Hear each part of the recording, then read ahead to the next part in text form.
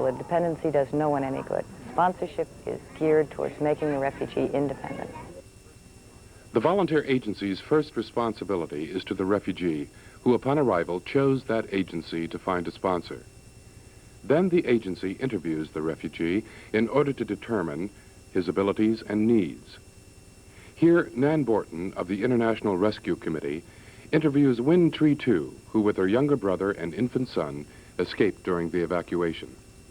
Mrs. Tu's husband, a Vietnamese Air Force officer, planned to follow, but so far she has been unable to locate him. She fears that they have been separated permanently and has realized that it is up to her to support her brother and infant son. Possible sponsorship for you nearby. But I need to know a little more about your brother. How old is he? He's 26 years old. How is his English? He can speak English a little. Not very much. Speaks a little English. Okay. And what about his work experience? What kind of jobs can he do? While he studied in high school, he studied basics to radio repairing basics. But you, of course, you were a secretary for the United States government for a number of years, so...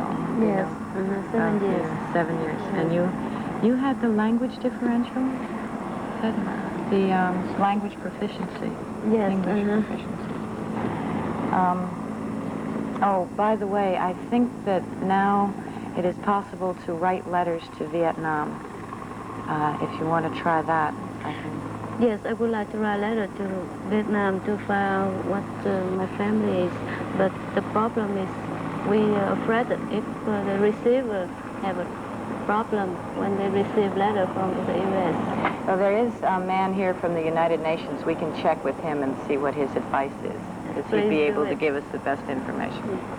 I'll make a note of that if Mr. Min gives me my pen back. After determining the refugee's abilities and needs, the volunteer agency then goes about matching the refugee with a potential sponsor.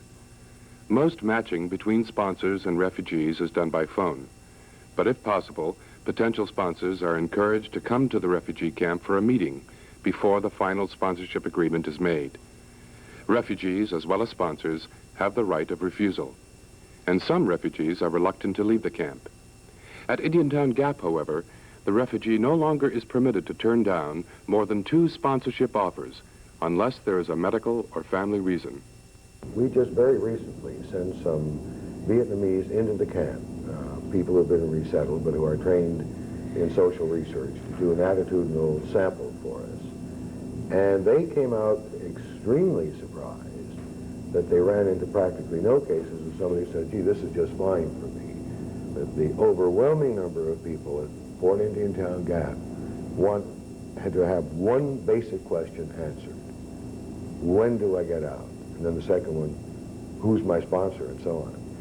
I think you could almost say that what you've got there is a combination of boredom. You can't really occupy the full day of an adult, even with the programs that we have brought in, including recreational programs, of course.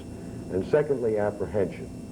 The apprehension has to do with how soon do I get out? Who is my sponsor? The difficulty with the camp, if they stay too long, they feel at home there. That's their home. And they're afraid to go out into a new society which they do not know. For most of the refugees, getting a job, any job, is a major concern, especially in the present depressed economy. In Vietnam, I can teach. I can take a job in the library, but right now I don't know yet. And I hope right now for 2 or 2 years I can take any job. The reason why there's unemployment in certain fields, in factories and whatnot, is that Americans would rather not work in those kind of jobs and would rather wait for something else. The refugee would gladly go ahead and take it for a while, knowing, well, I can do that for a while and then I'll get to know people and find my way around. We have, in effect, put into our computer the data on whatever job skills do exist with each individual. And then when we get, as we sometimes do, good job offers, by good I don't mean necessarily maximum wage, but I meant legitimate job offers, we're frequently able to track that back in and go over to the voluntary agency who has the particular case of the particular individual and say, in this community, we now have 5 potential jobs for these 5 individuals if you can locate the sponsor. Most agencies are encouraging group sponsorships. The farm sponsorship by the St. Teresa's Parish in New Cumberland, Pennsylvania, appears to be working out well. The farm children seem to be adjusting, and they've discovered that kids need not speak the same language in order to have fun playing dolls and a new game called football.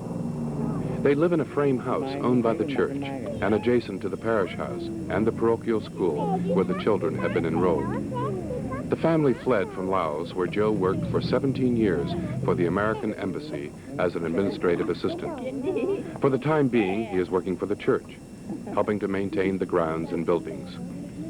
His wife, Mary Ann, is learning to cook American style for the parish priests.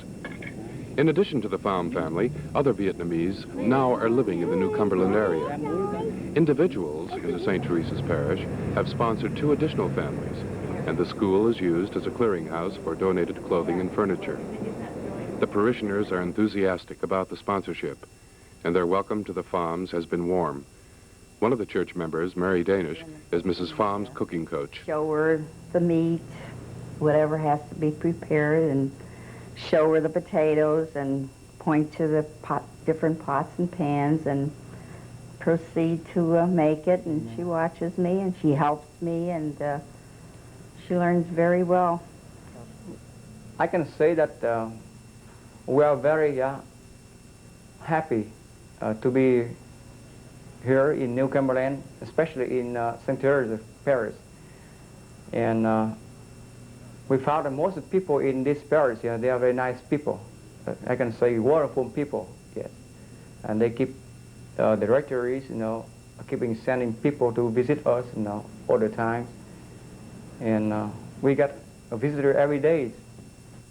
Not all sponsorships have been as successful as the Phams. Tien Dao, an ex-soldier, homesick and missing his wife and son who failed to escape from Da Nang, is one who is included in the sponsorship breakdown statistics. He was sponsored by a church in Sacramento, California. But after unsuccessfully trying to find a job, he left and returned to Pennsylvania. Refugees, once sponsored, are not allowed to re-enter the camps. Tien, however, lived near the camp and worked as a Red Cross volunteer interpreter while job hunting. He now has found a job as a radar technician in Mechanicsburg, Pennsylvania. His heart, however, is still in Vietnam. Why did you leave? Did you feel that you would be killed if you didn't leave? As I saw many other soldiers being killed, I wouldn't believe they would save me. Can you explain about being sponsored out and what happened and why you're back at the Gap? Except for the 2 small children, the others are all about 20, and we were worried of staying jobless, as we didn't like to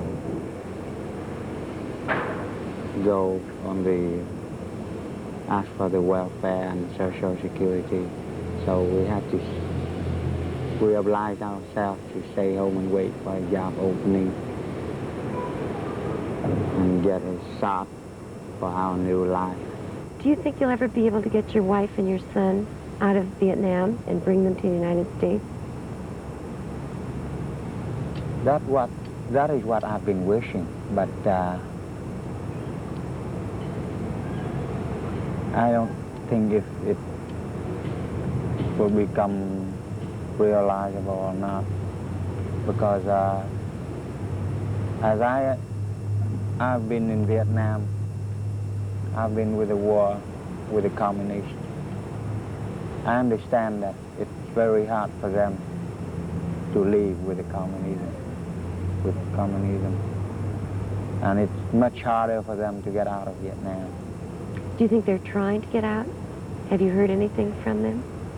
No, I didn't hear anything from them since the day I left Vietnam.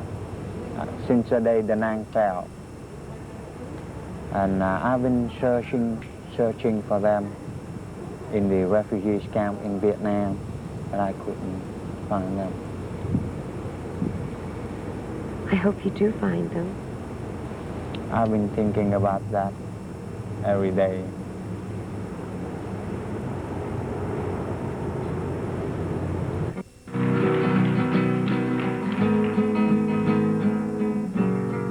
Tôi có người yêu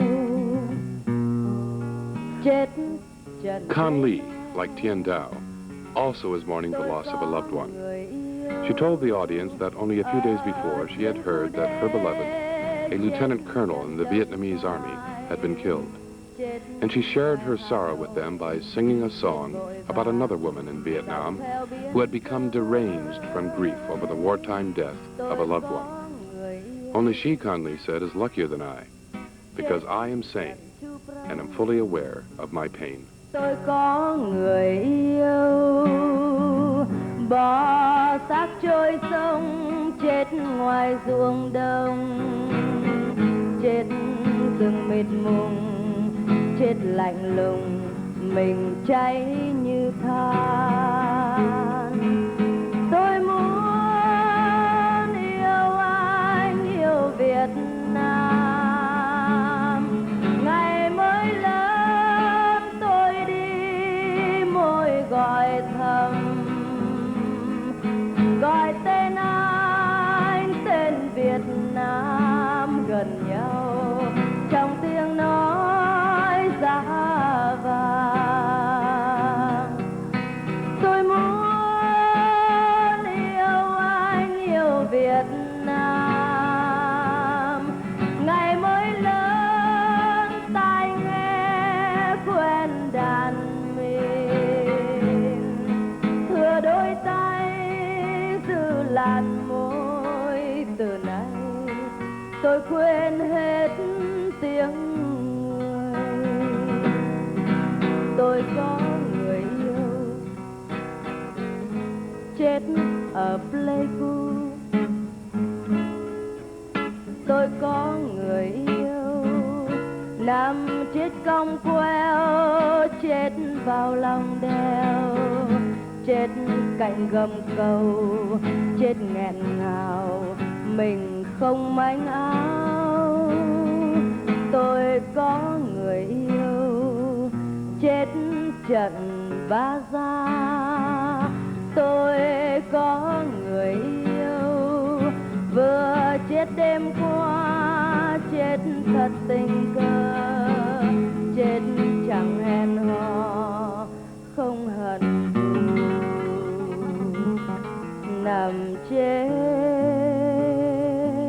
như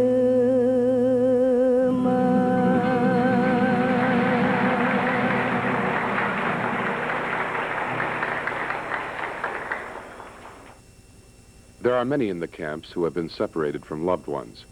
Some have decided that they would rather go back than face a life alone.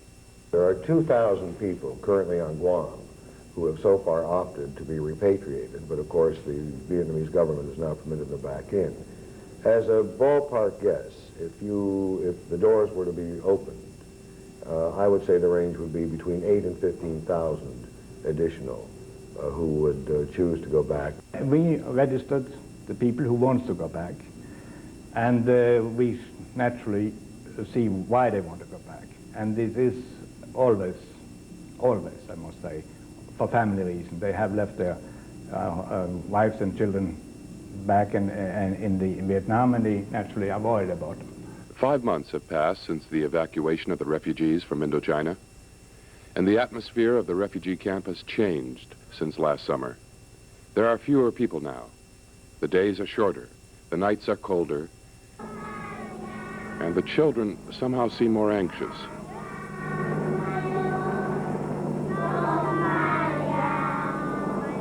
Those remaining in the camps, now that most have been sponsored out, face the dreaded cold weather and a maze of uncertainties.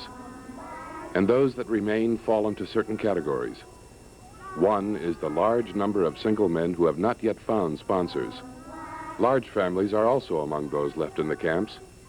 There are others at the camps with special problems. Some are very old, and some are children whose parents are still in Vietnam. Not orphans, they cannot be adopted, and foster homes must be found for them.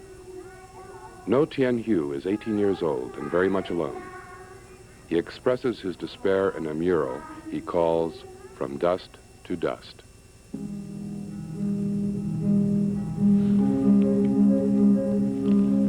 Bức tranh này tựa đề là Cát bụi. The title of the painting is Dust to Dust. Phần đầu bức tranh diễn tả khi xanh và những kỷ niệm êm đẹp hồi thơ ấu của em cho đến lúc trưởng thành. The first part of the painting describes my birth, the memories from my childhood to adult life. Với những giọt nước mắt đầu tiên của em. My first tears. Hình ảnh quê ngoại. My grandmother's village. Con đường trước cửa nhà. The street in front of my house. Phần màu nâu là kỷ niệm một mùa thu hồi em 16 tuổi. The brown part represents one autumn. I was 16 years old then. Với người con gái đầu tiên trong đời em. The first girl of my life. Rồi những kỷ niệm đó bị ngưng bởi chiến tranh. Then all those memories were stopped by the war. Và tất cả những kỷ niệm đó được đóng kín trong một quan tài không người chôn. And all those memories are locked away as if they were in a casket that stays unburied and still locked. Phần cuối. The last part of the painting. Là còn lại một mình em trơ trụi như một cành cây trong sương mù. And I'm left alone like a bare branch of the tree in the fog. Và ngày nào đó em sẽ chết như một loài côn trùng không tên tuổi. And one day I will die like an insect without a name. Rồi từ cát bụi em sẽ trở về với cát bụi. Then from dust I will return to dust.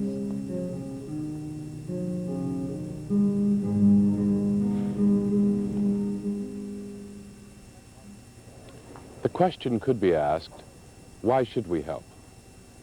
Why don't we help those Americans who have been living in need for decades and indeed even for centuries?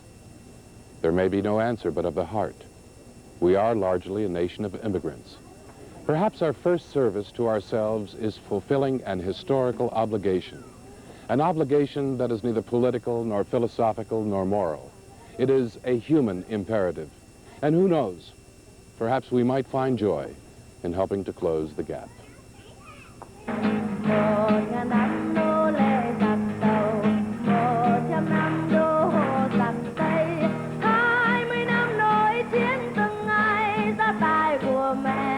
Rừng xương khô gia tài của mẹ, một núi đầy mồ. Dạy cho con tiếng nói thật tha, mẹ mong con chớ quên màu da, con chớ quên màu da nước Việt xưa. Mẹ chúng con mau bước về nhà, mẹ mong con lũ con đường xa, ôi lũ con cùng cha quên hận thù. 1.000 năm nô lệ giặc tàu, 100 năm đô hộ giặc Tây, 20 năm nổi chiến từng ngày gia tài của mẹ, ruộng đồng